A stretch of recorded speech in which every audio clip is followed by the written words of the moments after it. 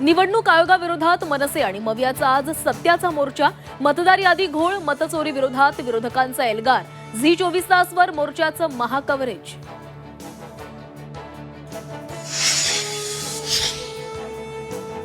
मनसे महाविकास आघाडीच्या मोर्चाला मुंबई पोलिसांकडून अद्याप परवानगी नाही. विरोधक मात्र मोर्चा काढण्यावर ठाम. परवानगी मिळते का याकडे लक्ष.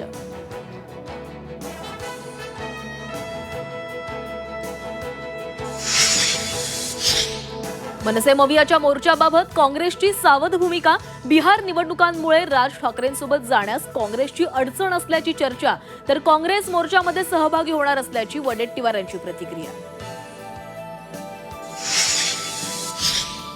सत्याचा मोर्चासाठी पालघरमधून कार्यकर्ते रवाना. मनसैनिक तुलसी जोशींसह कार्यकर्ते मुंबईला निघाले.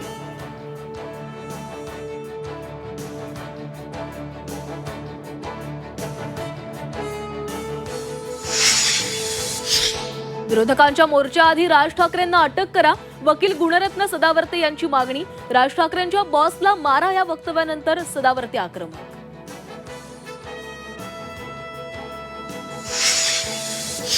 विरोधकांच्या सत्याचा मोर्चाला भाजप उत्तर देणार. दक्षिण मुंबईमधील बाबुलनाथ मंदिराजवळ भाजपचं मूक आंदोलन. अमित साठम, मंगलप्रभात लोढा उपस्थित राहणार. निवडणुकांची घोषणा पुढील आठवड्याभरात होण्याची शक्यता. पहिल्या टप्प्यात नगरपालिका, नगरपंचायत निवडणुका होणार आणि अखेरच्या टप्प्यात महापालिकांचं नियोजन होण्याची शक्यता.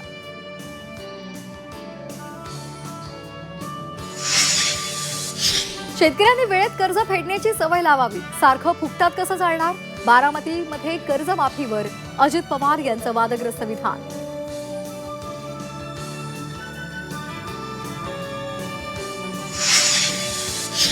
मुंबईमध्ये 4 ठिकाणी सकाळी 7 ते 9 पर्यंत कबुतरांना दाणे टाकण्यास सशर्त परवानगी. महापालिकेचा मोठा निर्णय. सध्याचे कबुतरखाने मात्र बंदच राहणार.